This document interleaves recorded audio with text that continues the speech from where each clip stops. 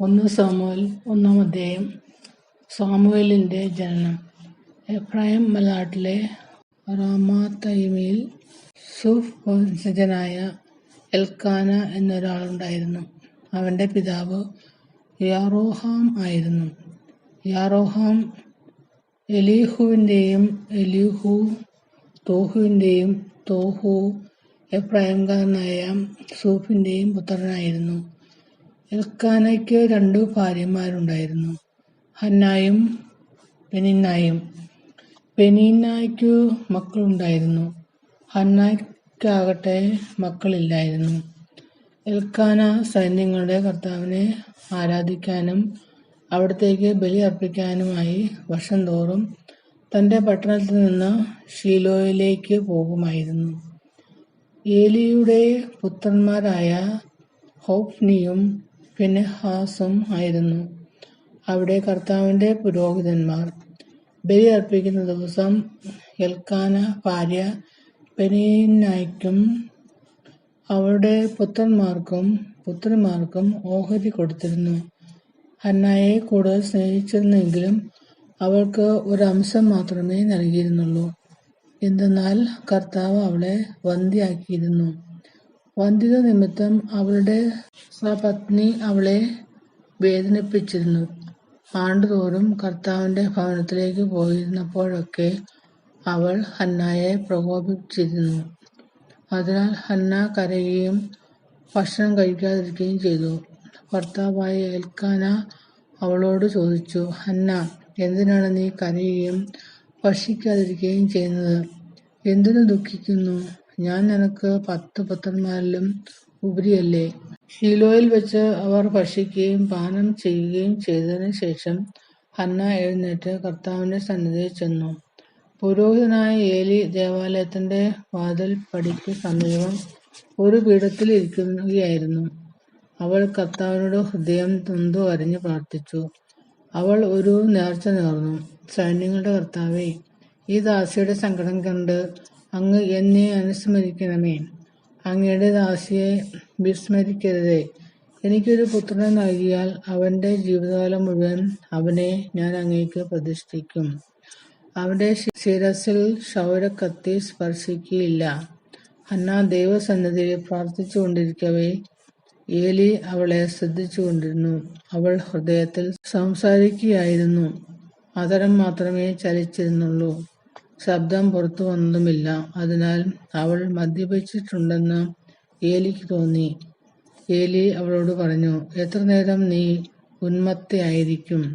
നിന്റെ ലഹരി അവസാനിപ്പിക്കുക. ഹന്ന പ്രതിവചിച്ചു, എന്റെ ഗുരു, അങ്ങനെയല്ല. വളരെയേറെ മനോവേദന അനുഭവിക്കുന്നവളാണ് ഞാൻ. വീഞ്ഞോ ലഹരിപാനീയമോ ഞാൻ കഴിച്ചിട്ടില്ല. കർത്താവിന്റെ മുമ്പിൽ എന്റെ ഹൃദയവികാരങ്ങൾ ഞാൻ പകരുകയായിരുന്നു. ഈ ദാസിയെ അധഃപതിച്ച ഒരുവളായി വിചാരിക്കരുതേ. അത്യധികമായ ആകുലതയും അസ്വസ്ഥതയും മൂലമാണ് ഞാൻ ഇതുവരെ സംസാരിച്ചത്. അപ്പോൾ ഏലി പറഞ്ഞു, സമാധാനമായി പോവുക. ഇസ്രായേലിന്റെ ദൈവം നിന്റെ പ്രാർത്ഥന സാധിച്ചു തരട്ടെ. അവൾ പ്രതിവചിച്ചു, ഈ ദാസിക്ക് അങ്ങയുടെ കൃപാകടാക്ഷം ഉണ്ടാകട്ടെ. അനന്തരം അവൾ പോയി ഭക്ഷണം കഴിച്ചു. പിന്നീട് ഒരിക്കലും അവളുടെ മുഖം മ്ലാനമായിട്ടില്ല. എൽക്കാനയും കുടുംബവും അതിരാവിലെ എഴുന്നേറ്റ് കർത്താവിനെ ആരാധിച്ചതിനു ശേഷം റാമയിലുള്ള തങ്ങളുടെ ഗൃഹത്തിലേക്ക് മടങ്ങി. എൽക്കാന ഹന്നായെ പ്രാപിക്കുകയും കർത്താവ് അവളെ അനുസ്മരിക്കുകയും ചെയ്തു. അവൾ ഗർഭം ധരിച്ച ഒരു പുത്രനെ പ്രസവിച്ചു. ഞാൻ അവനെ കർത്താവിനോട് ചോദിച്ചു വാങ്ങിയതാണ് എന്ന് പറഞ്ഞ് അവൾ അവന് സാമുവൽ എന്ന് പേരിട്ടു. എൽക്കാന കുടുംബസമേതം കർത്താവിന് വർഷം തോറുമുള്ള ബലി അർപ്പിക്കാനും നേർച്ച നിറവേറ്റാനും പോയി. എന്നാൽ ഹന്ന പോയില്ല. അവൾ ഭർത്താവിനോട് പറഞ്ഞു, കുഞ്ഞിന്റെ മുലകുടി മാറട്ടെ. അവൻ കർത്തൃസന്നിധിയിൽ പ്രവേശിച്ച് എന്നേക്കും അവിടെ വസിക്കുന്നതിന് അപ്പോൾ കൊണ്ടുവന്നുകൊള്ളാം. എൽക്കാന അവളോട് പറഞ്ഞു, നിന്റെ യുക്തം പോലെ ചെയ്തുകൊള്ളുക. അവന്റെ മുലകുടി മാറട്ടെ. കർത്താവിനുള്ള വാക്കു നിറവേറ്റിയാൽ മതി. അങ്ങനെ അവൾ കുഞ്ഞിന്റെ മുലകുടി മാറുന്നതുവരെ വീട്ടിൽ താമസിച്ചു. പിന്നീട് 3 വയസ്സുള്ള ഒരു കാളക്കുട്ടി, ഒരു ഏഫ മാവ്, ഒരു കുടം വീഞ്ഞ് എന്നിവയോടുകൂടെ അവൾ അവനെ ശീലോയിൽ കർത്താവിന്റെ ആലയത്തിലേക്ക് കൊണ്ടുവന്നു. സാമുവേൽ അപ്പോൾ ബാലനായിരുന്നു. അവർ കാളക്കുട്ടിയെ ബലിയർപ്പിച്ചു. അനന്തരം ശിശുവിനെ ഏലിയുടെ അടുക്കൽ കൊണ്ടുവന്നു. അവൾ പറഞ്ഞു, ഗുരു, ഇവിടെ അങ്ങയുടെ മുമ്പിൽ നിന്ന് കർത്താവിനോട് പ്രാർത്ഥിച്ച സ്ത്രീ തന്നെയാണ് ഞാൻ. ഈ കുഞ്ഞിനു വേണ്ടിയാണ് ഞാൻ പ്രാർത്ഥിച്ചത്. എന്റെ പ്രാർത്ഥന കർത്താവ് കേട്ടു. ആകയാൽ ഞാൻ അവനെ കർത്താവിന് സമർപ്പിച്ചിരിക്കുന്നു.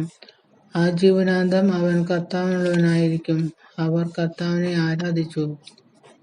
1 സാമുവേൽ 2-ാം അധ്യായം. ഹന്നായുടെ കീർത്തനം. ഹന്ന ഇങ്ങനെ പ്രാർത്ഥിച്ചു: എന്റെ ഹൃദയം കർത്താവിൽ ആനന്ദിക്കുന്നു, എന്റെ ശിരസ് കർത്താവിൽ ഉയർന്നിരിക്കുന്നു. എന്റെ അധരം ശത്രുക്കളെ പരിഹസിക്കുന്നു. എന്തെന്നാൽ അവിടുത്തെ രക്ഷയിൽ ഞാൻ ആനന്ദിക്കുന്നു. കർത്താവിനെപ്പോലെ പരിശുദ്ധനായി മറ്റാരുമില്ല. കർത്താവല്ലാതെ മറ്റാരുമില്ല. നമ്മുടെ ദൈവത്തെപ്പോലെ സുസ്ഥിരമായ ഒരു ആശ്രയമില്ല. അഹന്തയോടെ മേലിൽ സംസാരിക്കരുത്. നിന്റെ നാവിൽ നിന്ന് ഗർവ്വ് പുറപ്പെടാതിരിക്കട്ടെ. കാരണം കർത്താവ് സർവജ്ഞനായ ദൈവമാണ്. പ്രവൃത്തികളെ വിലയിരുത്തുന്നത് അവിടുന്നാണല്ലോ. വീരന്മാരുടെ വില്ലുകൾ തകരുന്നു, ബലഹീനരാകട്ടെ ശക്തി പ്രാപിക്കുന്നു. സുഭിക്ഷം അനുഭവിച്ചിരുന്നവർ ആഹാരത്തിനായി കൂലിപ്പണി ചെയ്യുന്നു. വിശപ്പ് അനുഭവിച്ചിരുന്നവർ സംതൃപ്തി അടയുന്നു. വന്ധ്യ 7 പ്രസവിക്കുന്നു. സന്താന സമ്പത്തുള്ളവൾ നിരാലംബയാകുന്നു. കർത്താവ് ജീവനെടുക്കുകയും കൊടുക്കുകയും ചെയ്യുന്നു. അവിടുന്ന് പാതാളത്തിലേക്ക് ഇറക്കുകയും അവിടെ നിന്ന് കയറ്റുകയും ചെയ്യുന്നു. ദരിദ്രനും ധനികനുമാക്കുന്നത് കർത്താവാണ്. താഴ്ത്തുന്നതും ഉയർത്തുന്നതും അവിടുന്ന് തന്നെ. ദരിദ്രനെ അവിടുന്ന് ധൂളിയിൽ നിന്ന് ഉയർത്തുന്നു, അഗതിയെ കുപ്പയിൽ നിന്ന് സമുദ്ധരിക്കുന്നു. അങ്ങനെ അവരെ പ്രഭുക്കന്മാരോടൊപ്പം ഇരുത്തി ഉന്നത സ്ഥാനങ്ങൾക്ക് അവകാശികളാക്കും. ഭൂമിയുടെ അടിത്തൂണുകൾ കർത്താവിൻ്റെതാണ്. അതിന്മേൽ അവിടുന്ന് ലോകത്തെ ഉറപ്പിച്ചിരിക്കുന്നു. തന്റെ വിശ്വസ്തരുടെ പാദങ്ങളെ അവിടുന്ന് കാക്കുന്നു. ദുഷ്ടന്മാർ അന്ധകാരത്തിൽ ഉപേക്ഷിക്കപ്പെടുന്നു. ശക്തിയാൽ ആരും പ്രബലനാകുന്നില്ല. കർത്താവ് പ്രതിയോഗികളെ ഛിന്നഭിന്നമാക്കുന്നു. അവർക്കെതിരെ ആകാശത്തിൽ ഇടിമുഴക്കുന്നു. അവിടുന്ന് ഭൂമിയെ മുഴുവൻ വിധിക്കും. തന്റെ രാജാവിനു ശക്തി കൊടുക്കുകയും തന്റെ അഭിഷിക്തന്റെ ശിരസ്സുയരുമാറാക്കും. അനന്തരം എൽക്കാന റാമായിലുള്ള തന്റെ ഭവനത്തിലേക്ക് മടങ്ങി. ബാലനായ സാമുവേലാകട്ടെ പുരോഹിതനായ ഏലിയുടെ സാന്നിധ്യത്തിൽ കർത്താവിന് ശുശ്രൂഷ ചെയ്തു പോന്നു. ഏലിയുടെ പുത്രന്മാർ ദുർമാർഗികളും കർത്താവിനെ ബഹുമാനിക്കാത്തവരുമായിരുന്നു. ജനങ്ങളിൽ നിന്ന് പുരോഹിതന്മാർക്ക് ലഭിക്കേണ്ട വിഹിതത്തെ സംബന്ധിക്കുന്ന നിയമം അവർ മാനിച്ചില്ല. ആരെങ്കിലും ബലിയർപ്പിച്ച മാംസം പാകം ചെയ്യുമ്പോൾ പുരോഹിതന്റെ ഭൃത്യൻ പാത്രത്തിൽ മുപ്പല്ലി കൊണ്ട് കുത്തി അതിൽ കിട്ടുന്നത് മുഴുവൻ പുരോഹിതനു വേണ്ടി എടുത്തിരുന്നു. ശീലോയിൽ വന്നിരുന്ന ഇസ്രായേൽക്കാരോടെല്ലാം അവർ ഇപ്രകാരമാണ് പ്രവർത്തിച്ചത്. കൂടാതെ മേധസ് ദഹിപ്പിക്കുന്നതിനു മുമ്പ് തന്നെ ബലി അർപ്പിക്കുന്നവനോട് പുരോഹിതന്റെ ഭൃത്യൻ വന്നു പറയും, പുരോഹിതനു വേണ്ടി പാകം ചെയ്യാൻ കുറെ മാംസം തരിക. പച്ചമാംസമല്ലാതെ വേവിച്ചത് അദ്ദേഹം സ്വീകരിക്കുകയില്ല. ആദ്യം മേധസ് ദഹിപ്പിക്കട്ടെ, എന്നിട്ട് നിങ്ങൾക്ക് ഇഷ്ടമുള്ളത് എടുക്കാമെന്ന് തടസ്സം പറഞ്ഞാൽ, പോരാ, ഇപ്പോൾ തന്നെ വേണം, അല്ലെങ്കിൽ ഞാൻ ബലം പ്രയോഗിച്ച് എടുക്കുമെന്ന് അവൻ മറുപടി പറയുമായിരുന്നു. ഏലിയുടെ പുത്രന്മാരുടെ പാപം ദൈവസന്നിധിയിൽ ഗുരുതരമായി തീർന്നു. അത്ര അശ്രദ്ധയോടെയാണ് അവർ കർത്താവിനുള്ള അർച്ചനയെ വീക്ഷിച്ചത്. ബാലനായ സാമുവേൽ കർത്താവിന് ശുശ്രൂഷ ചെയ്തു പോന്നു.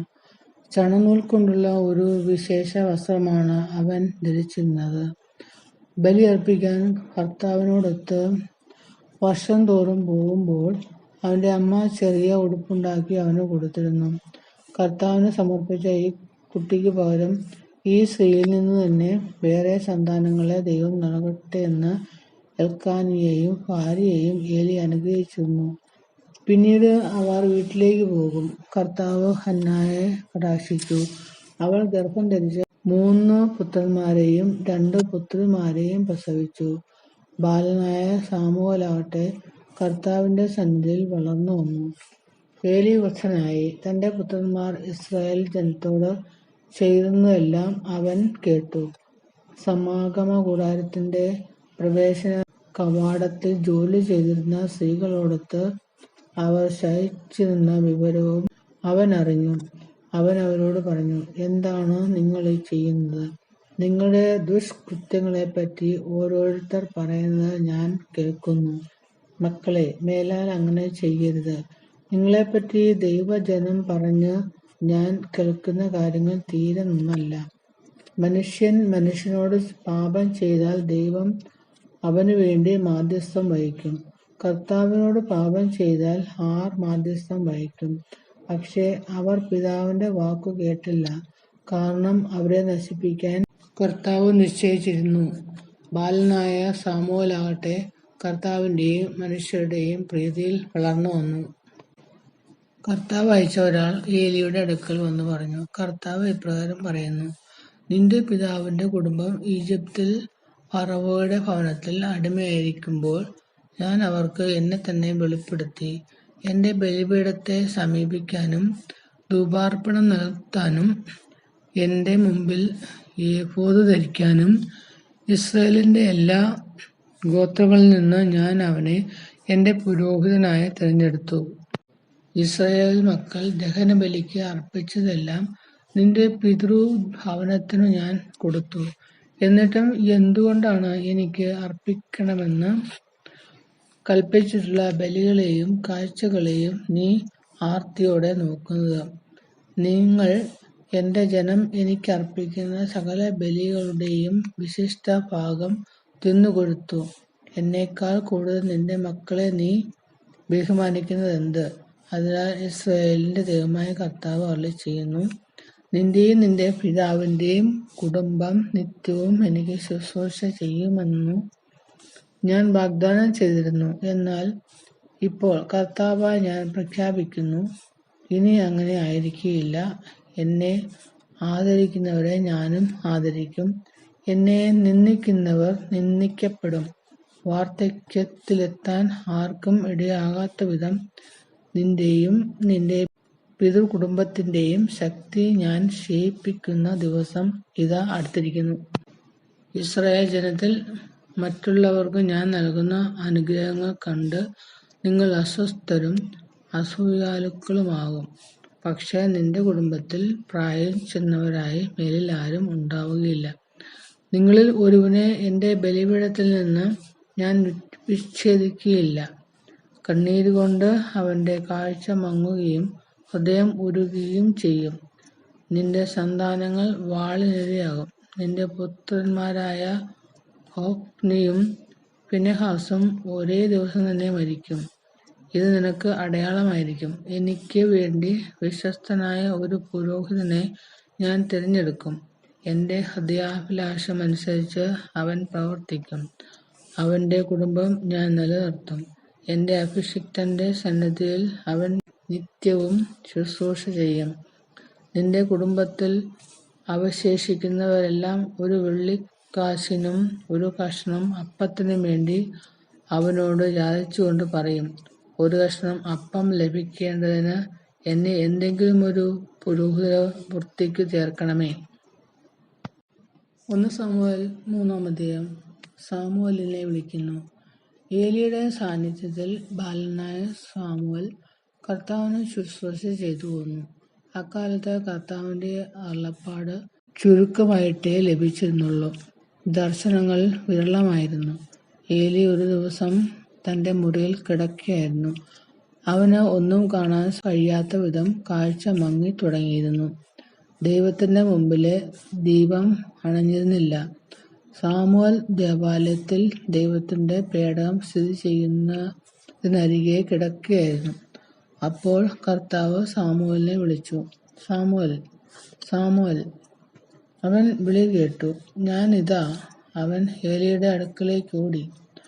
അങ്ങ് എന്നെ വിളിച്ചല്ലോ, ഞാനിതാ വന്നിരിക്കുന്നു എന്ന് പറഞ്ഞു. ഏലി പറഞ്ഞു, ഞാൻ നിന്നെ വിളിച്ചില്ല. പോയി കിടന്നുകൊള്ളുക. അവൻ പോയി കിടന്നു. കർത്താവ് വീണ്ടും സാമുവേലിനെ വിളിച്ചു. സാമുവേൽ. അവൻ എഴുന്നേറ്റ് ഏലിയുടെ അടുക്കിലേക്ക് ചെന്നു പറഞ്ഞു, അങ്ങ് എന്നെ വിളിച്ചല്ലോ, ഞാനിതാ വന്നിരിക്കുന്നു. ഏലി പറഞ്ഞു, മകനെ, നിന്നെ ഞാൻ വിളിച്ചില്ല, പോയി കിടന്നുകൊള്ളുക. കർത്താവാണ് വിളിച്ചതെന്ന് സാമുവേൽ അപ്പോഴും അറിഞ്ഞില്ല.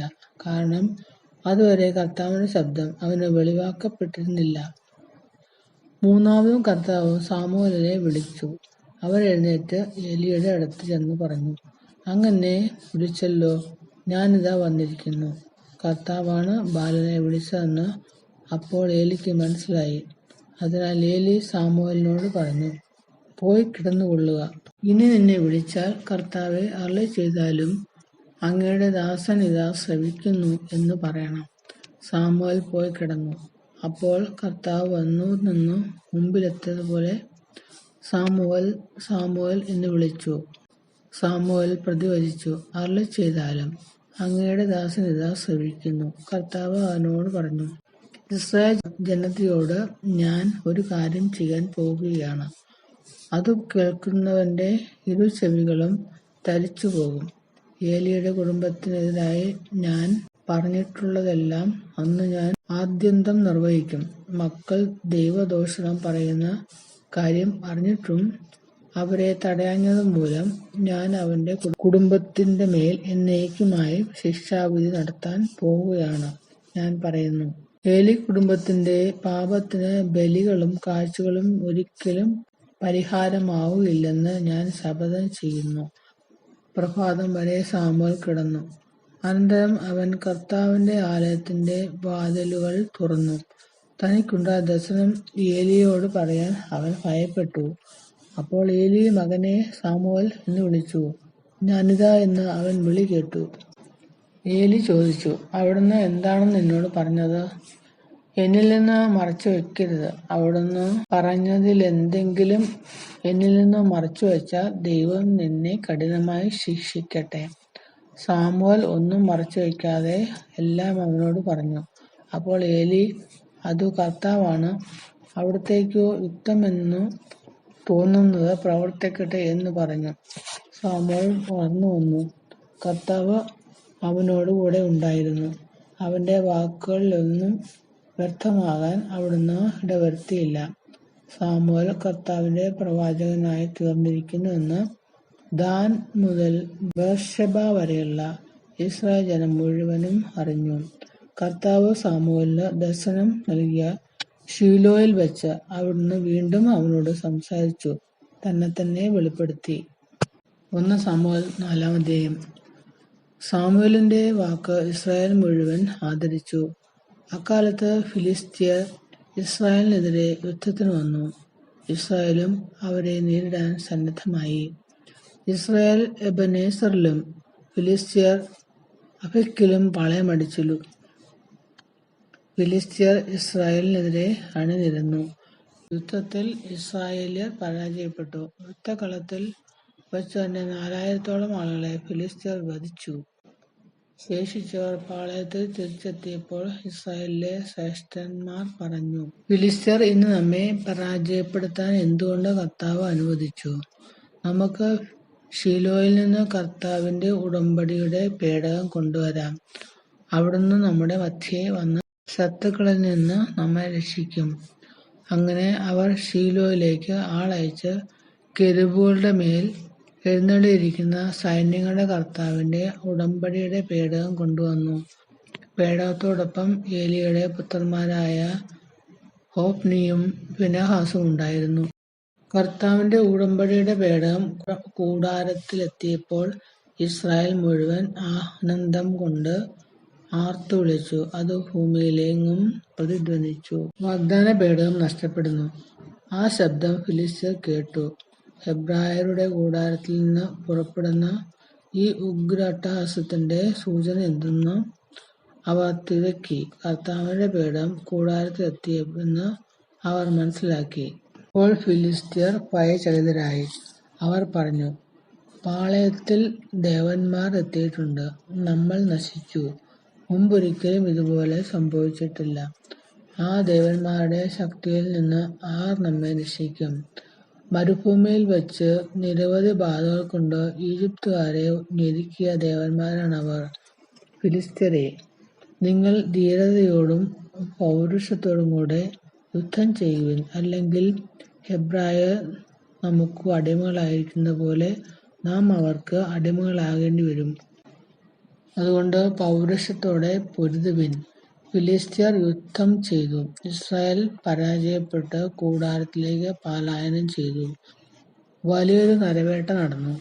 30,000 പടയാളികൾ നിലം പതിച്ചു. ദൈവത്തിന്റെ പേടകം ശത്രുക്കൾ കൈവശപ്പെടുത്തി.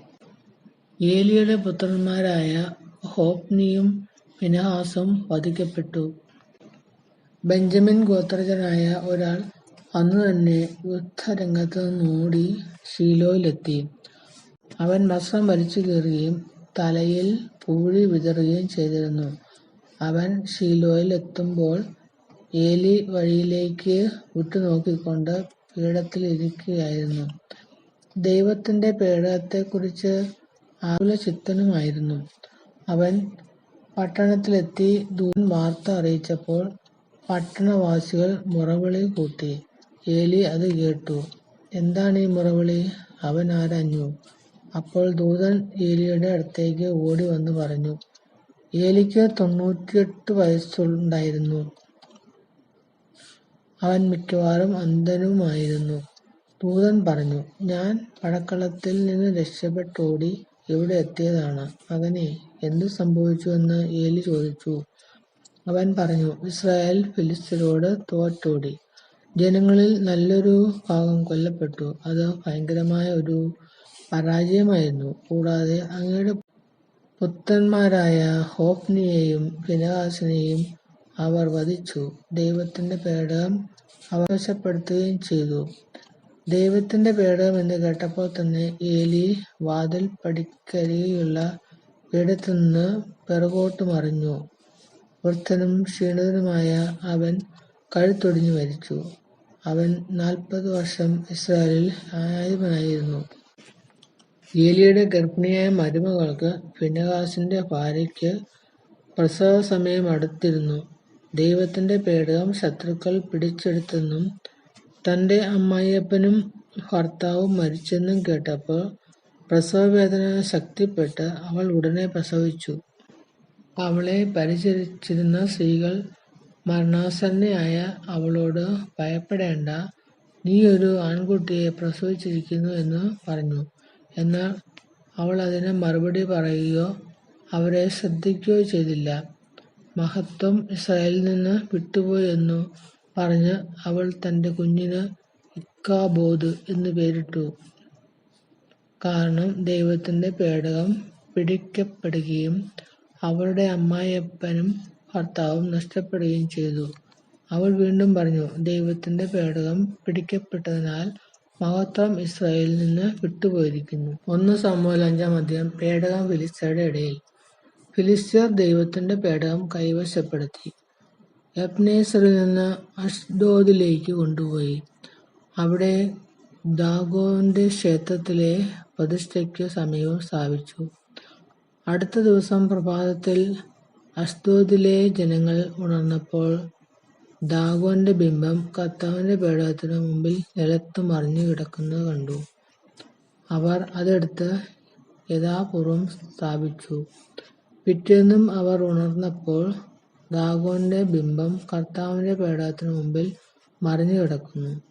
ദാഗോന്റെ തലയും കൈകളും അറ്റ് വാതിൽപ്പടിയിൽ കിടക്കുന്നു. ഉടൽ മാത്രം അവശേഷിച്ചിരുന്നു. അതുകൊണ്ടാണ് ദാഗോന്റെ പുരോഹിതന്മാരും അവിടെ പ്രവേശിക്കുന്ന മറ്റുള്ളവരും അഷ്ഡോദിലുള്ള ദാഗോന്റെ വാതിൽപ്പടിയിൽ ചവിട്ടാത്തത്. കർത്താവിന്റെ കരം അഷ്ഡോദിലുള്ള ജനങ്ങൾക്കെതിരെ പ്രബലമായി. അവിടുന്ന് അവരെ ഭയപ്പെടുത്തി.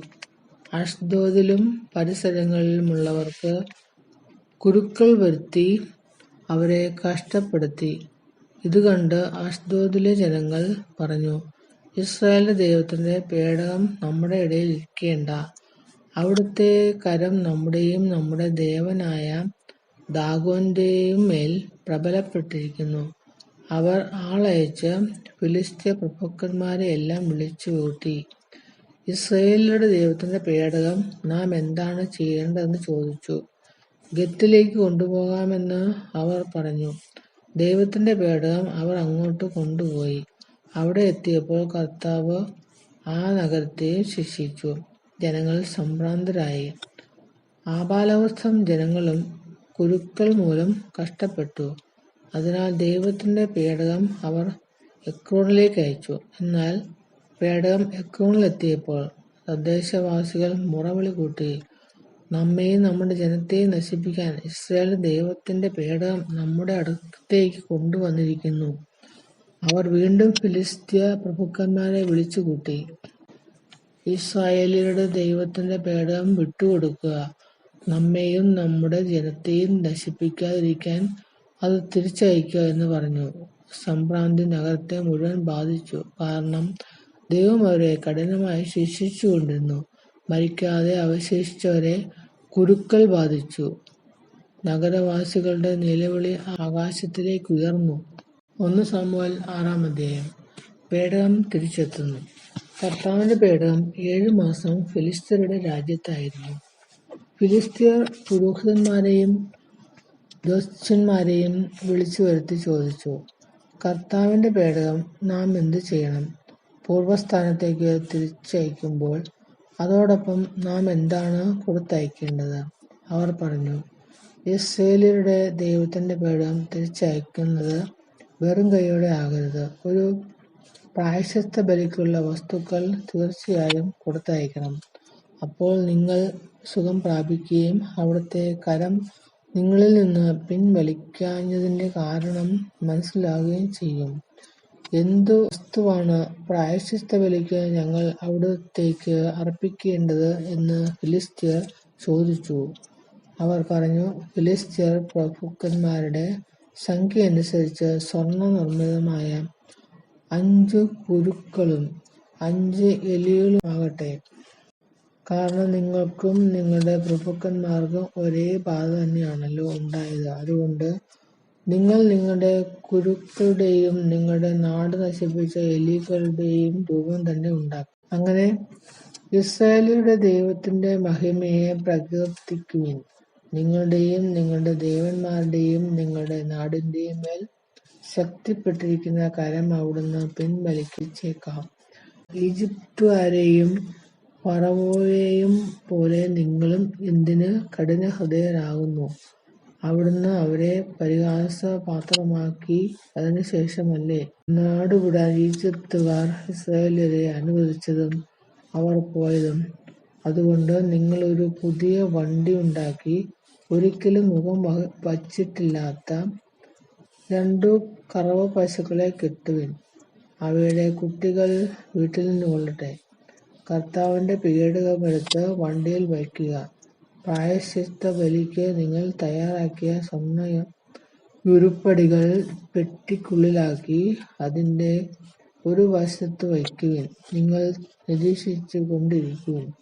സ്വന്തം നാടായ ബേത്ത്ശെമെശിലേക്കാണ് അവ പോകുന്നതെങ്കിൽ തീർച്ചയായും അവിടുത്തെ കരങ്ങളാണ് ഈ വലിയ അനർത്ഥം നമുക്ക് വരുത്തിയത്. അല്ലെങ്കിൽ അവിടുന്നല്ല നമ്മെ ശിക്ഷിച്ചതെന്നും അവ യാദൃച്ഛികമായി സംഭവിച്ചതെന്നും നമുക്ക് അനുമാനിക്കാം. അവർ അപ്രകാരം ചെയ്തു. 2 കറവ പശുക്കളെ കൊണ്ടുവന്ന് വണ്ടിക്ക് കെട്ടി. കിടാക്കളെ വീട്ടിൽ നിർത്തി. കർത്താവിന്റെ പേടകത്തോടൊപ്പം സ്വർണ്ണ നിർമ്മിതമായ കുരുക്കളും എലികളുമുള്ള പെട്ടിയും അതിന് ഉള്ളിൽ വെച്ചു. പശുക്കൾ ബേത്ത്ശെമെശിലേക്കുള്ള പെരുവഴിയിലൂടെ അമറിക്കൊണ്ട് ഇടം വലം നോക്കാതെ നേരെ പോയി. ഫിലിസ്ത്യ പ്രഭുക്കന്മാർ ബേത്ത്ശെമെശ് അതിർത്തി വരെ അവയെ അനുധാവനം ചെയ്തു.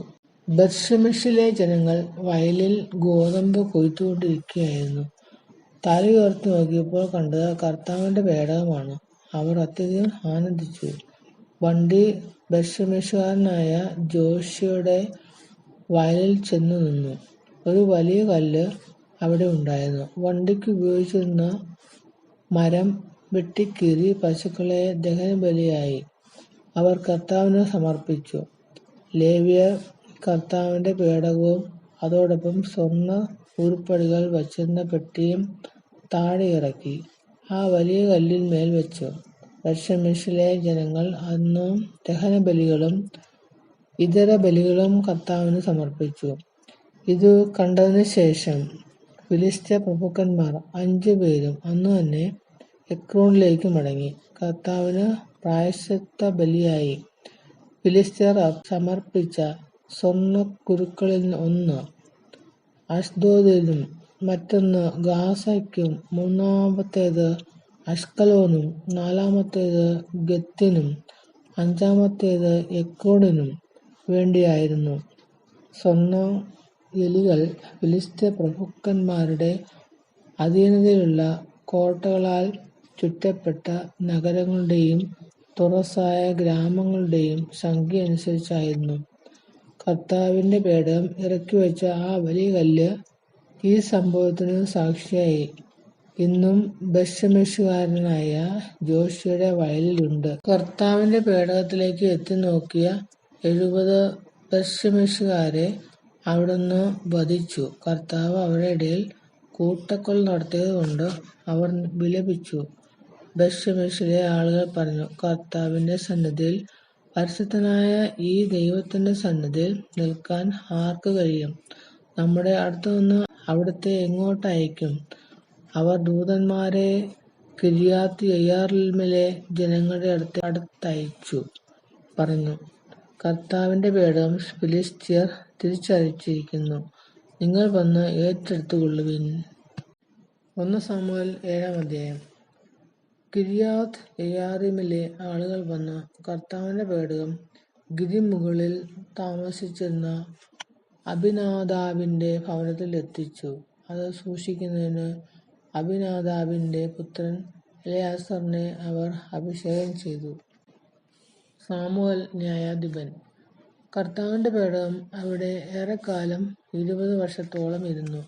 ഇസ്രായേൽ ജനം കർത്താവിങ്കലേക്ക് തിരിഞ്ഞു വിലപിച്ചുകൊണ്ടിരുന്നു. അപ്പോൾ ശമൂവേൽ ഇസ്രായേൽ ജനത്തോട് പറഞ്ഞു, പൂർണ്ണ ഹൃദയത്തോടെ നിങ്ങൾ കർത്താവിങ്കലേക്ക് തിരിയേണ്ടതിന് അന്യദേവന്മാരെയും അസ്താർത്തെ ദേവതകളെയും ബഹിഷ്കരിക്കണം.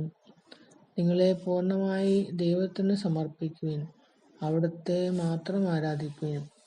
ഫിലിസ്ത്യരുടെ കരങ്ങളിൽ നിന്ന് അവിടുന്ന് നിങ്ങളെ രക്ഷിക്കും. അങ്ങനെ ഇസ്രായേല്യർ ബാലിന്റെയും അസ്താർത്തേയുടെയും ബിംബങ്ങളെ ബഹിഷ്കരിച്ച് കർത്താവിനെ മാത്രം ആരാധിച്ചു. ശമൂവേൽ പറഞ്ഞു, ഇസ്രായേൽ മുഴുവൻ മിസ്പായിൽ ഒരുമിച്ച് കൂടട്ടെ. ഞാൻ നിങ്ങൾക്ക് വേണ്ടി കർത്താവിനോട് പ്രാർത്ഥിക്കാം.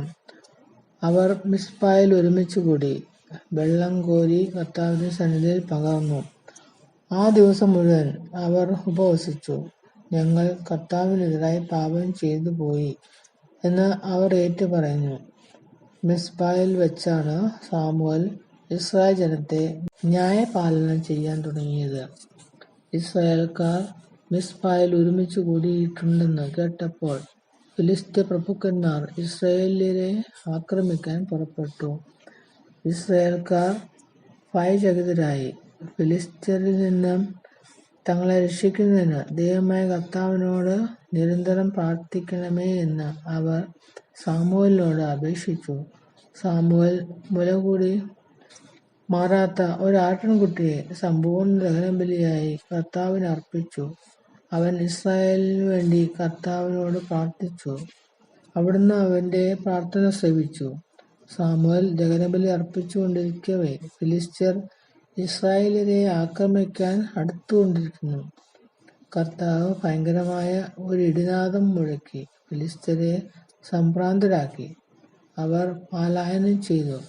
ഇസ്രായേല്യർ മിസ്പായിൽ നിന്ന് ബത്ത്കാർ വരെ അവരെ പിന്തുടർന്ന് വധിച്ചു.